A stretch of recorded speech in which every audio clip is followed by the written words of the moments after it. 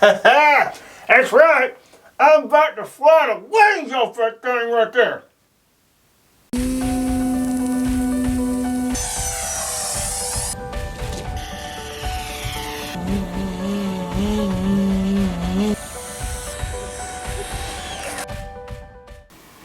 What's up, everybody? You're watching Model Aviator. My name's Adam. And no, we are not going to let Bubba fly this airplane. I need to keep it together for something important. And Bubba, he wouldn't fly the wings off of it. He'd knock the wings off of it. So, yeah, that boy's kind of reckless. We're going to keep it out of his hands for now. So, the mission that we have, what this episode is primarily about, is improving my freestyle aerobatics. And freestyle aerobatics is something that I've done for a while. It's a mixture of 3D, XA, precision, kind of all melded into one in a single flight. And airplanes like this, most folks would say this is a 3D plane. It will do 3D, but it's capable of much, much more. So what I'm going to be using this for is to brush up on my skills. I have mentored and instructed people my whole life in this hobby. That is a very, very important part of the hobby to me, passing this on, passing on the knowledge, trying to make better pilots out of as many people as I can so that they have more fun. The more you know, the more fun it is. And I have a young man, 17 years old, named Ryan, that I've mentored for a couple of years. And when I met Ryan, I looked down at him. Now I'm looking up at him. So I don't know what they're feeding these kids. But anyway, Ryan is a great pilot. He can fly an EDF as good as I can. He's gotten so good, so fast. I'm really, really proud of him, but he is now interested in freestyle aerobatics and airplanes like this. So I want to be able to instruct Ryan as well as I possibly can. And when it comes to my freestyle aerobatic flying, I used to do about 50% of the flying in a year was devoted to this discipline, which is by far the hardest discipline that I partake in. And then the other 50% of the time would be devoted to all the other disciplines that I fly. And it worked out. I stayed sharp everywhere. But in 2021, it's been an interesting year. The ratio's been about 20 to 80, and a lot of that was getting the channel started up, which we certainly don't regret, and we're going to keep on going strong. But that and other factors, I just have not gotten the practice in, so I am very, very rusty. And I want to be as effective an instructor as I can for Ryan to mentor him in his journey with this. I want to take him as far as I can to the best of my ability. And to me, personally, instruction is not just about having the knowledge and being able to articulate that, but it's being able to demonstrate it. There's nothing like explaining something to somebody and then being able to, on cue, to perfection, show them exactly what you're talking about.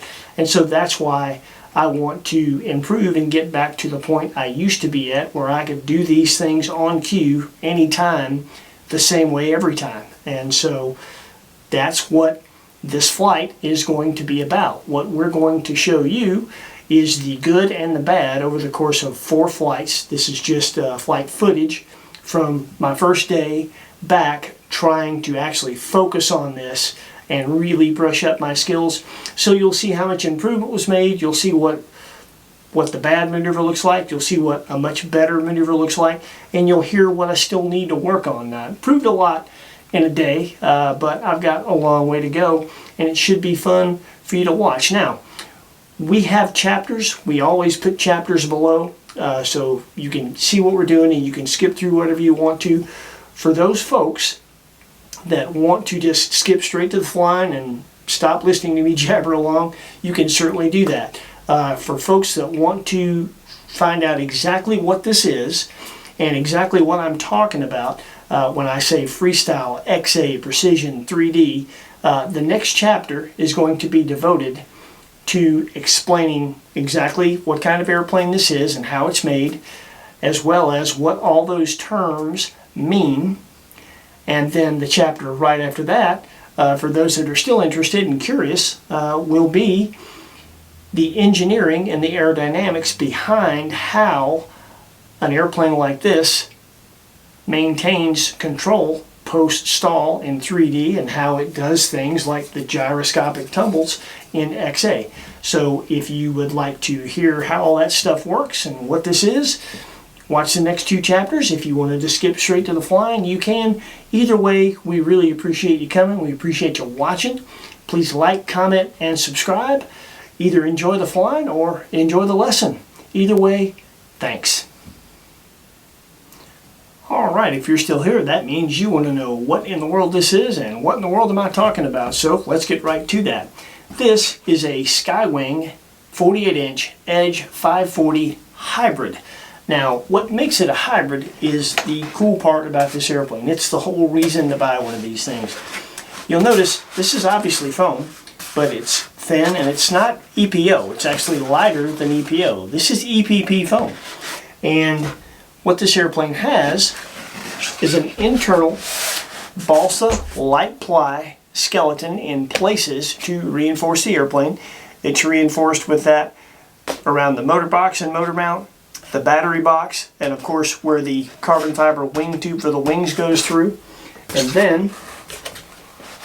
you've got some carbon fiber stringers attached to, believe it or not, EPP formers that go to the back to more of the light ply and balsa and carbon fiber reinforced skeleton here, where you attach the horizontal and the vertical.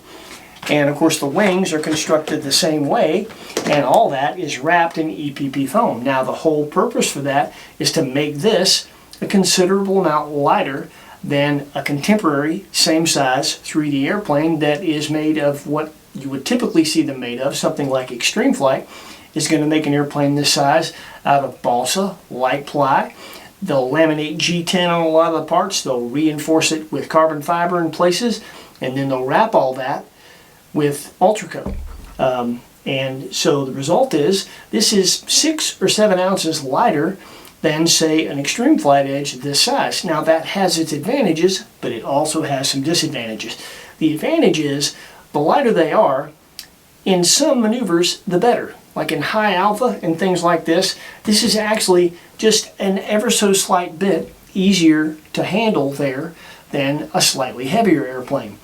But when it comes to the gyroscopic stuff, the XA stuff, the fast maneuvers where you need a lot of momentum, this doesn't have as much momentum as a slightly heavier airplane. The other disadvantage, and this is the one that counts for me, this is the reason that when I replace this airplane, which will be in the spring, just as soon as Extreme Flight gets their 48-inch edges in stock, I'll be replacing this with one of those. I want the built-up covered airframe simply because that airframe can handle what I put an airframe like this through much, much longer. We've got 150 flights on this airplane, and if you'll notice, even though I've got, you know, a former here and a EPP foam former here, check this out. You see all the different places that, you know, it may be rigid here and then it's really soft there.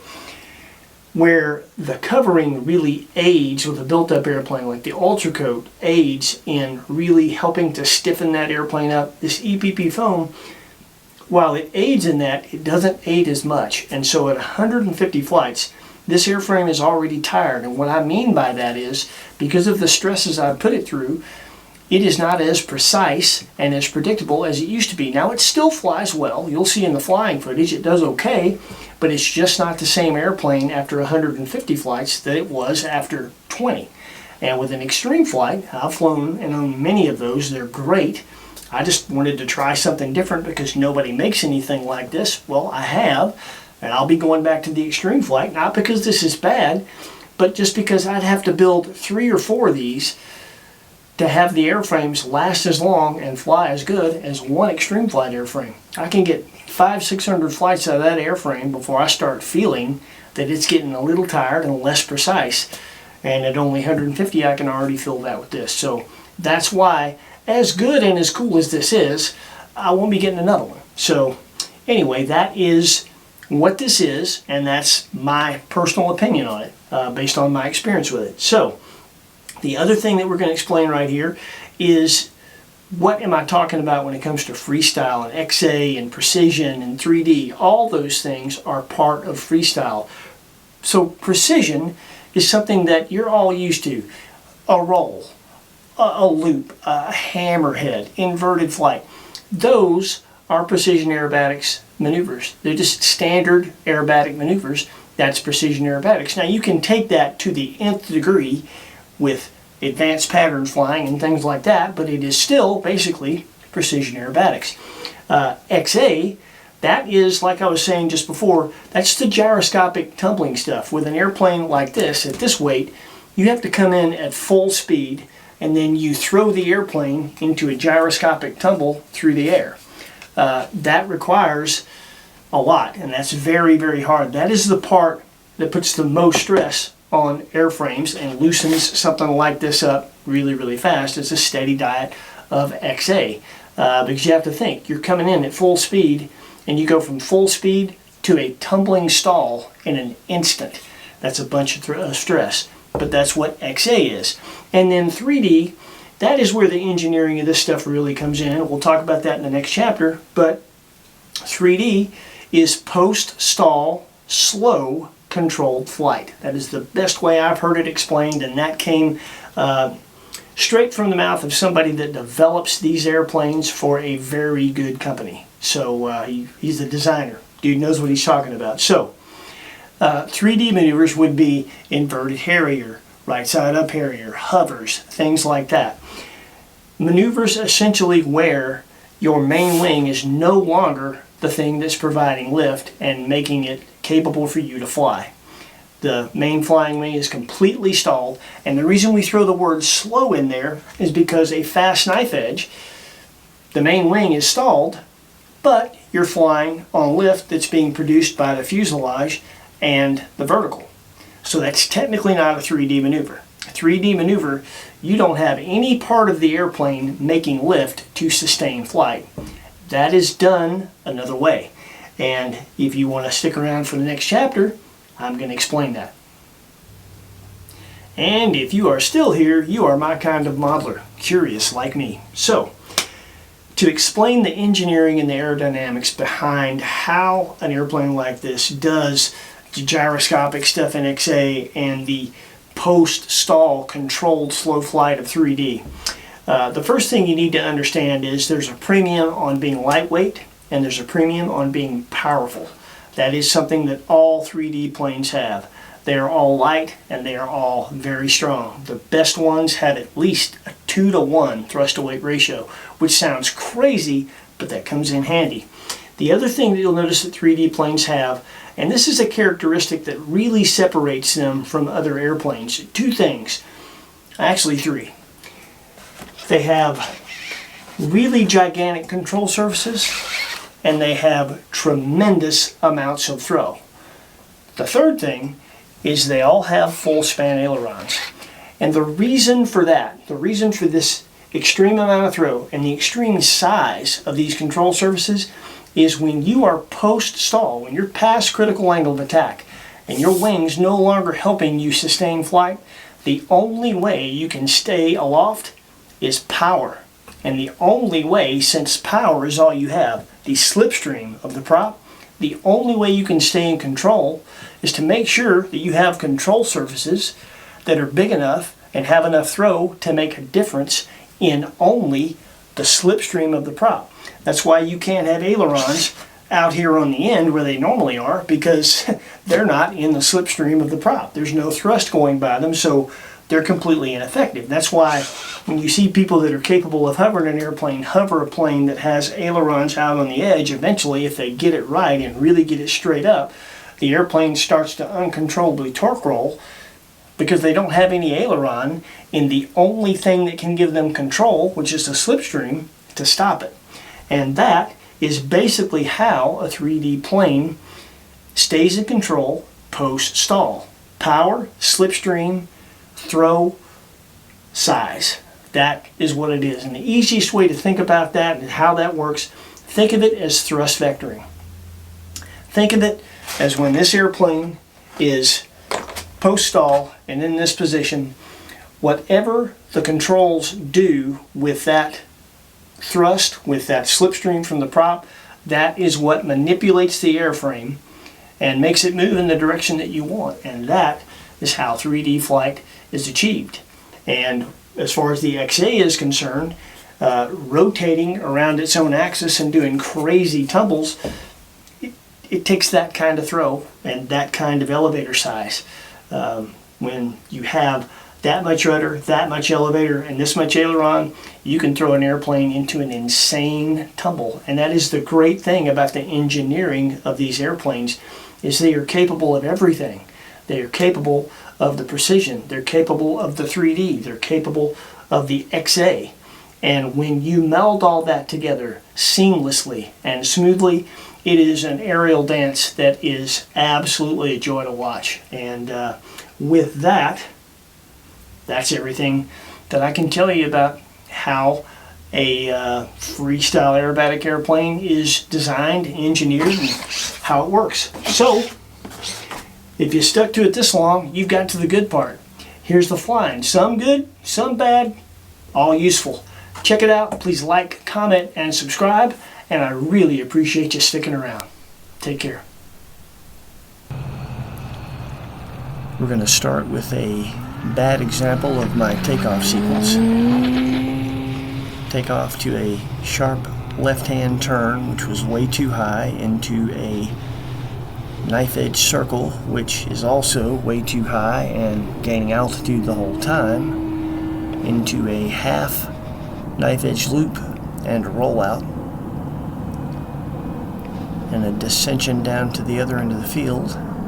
We'll do a climbing left-hand turn right into a death slide, which is a high alpha knife edge that descends into a high alpha knife edge pass.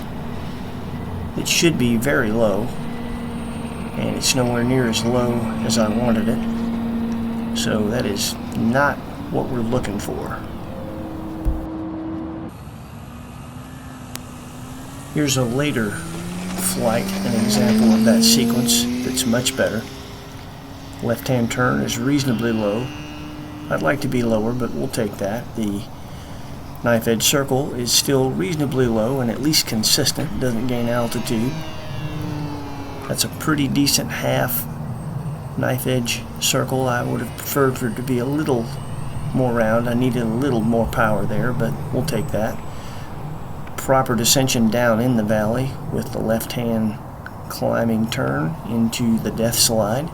If I had to nitpick that, I'd say I wanted to get down to altitude a little sooner, but I do at least get down to the altitude I want, which is very low, and over the runway. So it is a much better example of what I was looking for. And here I get a little cute. I don't normally do this, but that's just kind of a slipping flat turn. What we're seeing here is standard Harrier. This is the maneuver by which all 3D flight is based upon. This is the first thing you should learn when you learn the 3D part of freestyle. And I'm kind of nitpicking here, but I should be lower. The wings are rocking at times when I don't want them to, and this is the key part here. This is a Harrier loop. I climb a bit high, you can see the wings rock. It wasn't a very clean finish. That's not what we're looking for. This is going to be a much better example of the Harrier loop.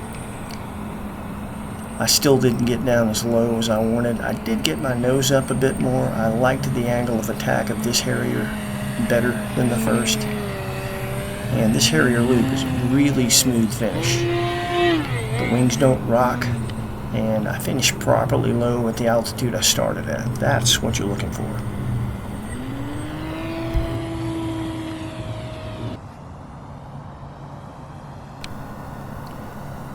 What we're seeing here is going to be a bad example of inverted Harrier. This is an order of magnitude harder than regular Harrier because your elevator and rudder are backwards. Takes quite a bit of getting used to, especially when you transition from one to the other, and I'm about to make a big mistake right here. That was close. Definitely not what we're looking for. This will be a much better example. This is what I intended to do in the sequence. I entered it out of a inverted flat spin that was actually coming off of the last part of a blender, which we'll show you later. I'm not as low as I'd like to be, and at times I don't have the angle of attack as high as I should have it, but this is still pretty decent inverted Harrier.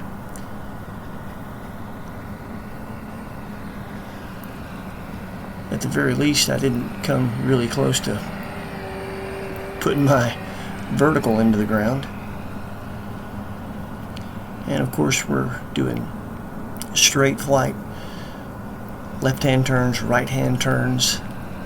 It's important to be able to go any way you want anytime you're learning something like this. And this is a very good transition to right side up Harrier. That is what we're looking for. This is a very bad knife edge spin. You can see I allowed it to roll out. That's just dumb thumbing it by me. This is how it should look. This is a good knife edge spin. Get it locked in and rotating, and you only come out of it when you want to. That's how you're supposed to do it. This is going to be transition from inverted Harrier to hover right at me. This is not very good. I was too high, and you can see I never get the hover stabilized and straight up, so I just give up on it and fly out of it. This, much better. Properly low, and I only gain just a touch of altitude when I transition into the hover. You shouldn't gain any altitude at all. I gained about a foot there, but got it right back down. Got it more stabilized, had a little wind, and then we'll exit in a high alpha knife edge. That's what we want. This is a horrible blender. Didn't roll enough, jacked it up, tried it again, jacked it up again. That is not what you're looking for with a blender. This is what it should look like. Roll into an inverted flat spin. That's what a blender is supposed to be. Not too bad. That abrupt pull-up is called a parachute.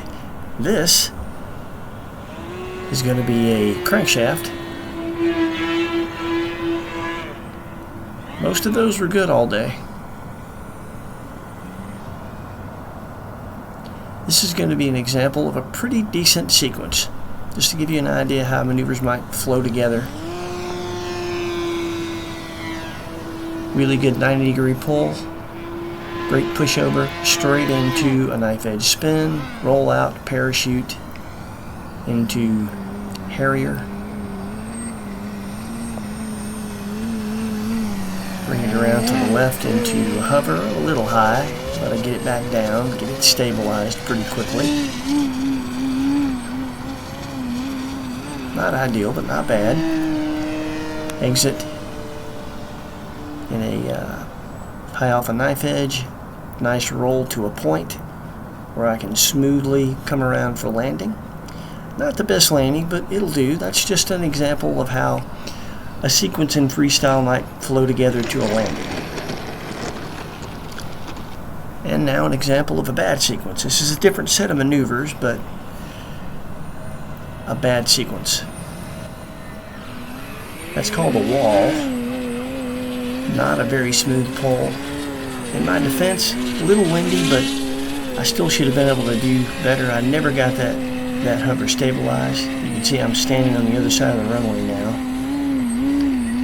And now I'm going to exit in a high alpha knife edge, roll to a point. That wasn't bad. Pulling around, this is going to be a bad pop top. Believe it or not, that's the best pop top I did all day. I never got one of those right the whole day.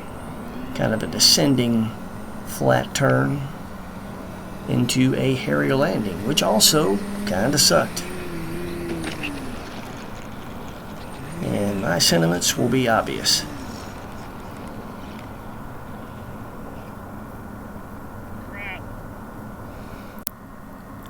I know it seems like I'm being hard on myself, but that's the only way I know to really improve a high demand skill set. So with that said, Please like, comment, and subscribe. Hope you enjoyed this, and we'll see you next week. Take care.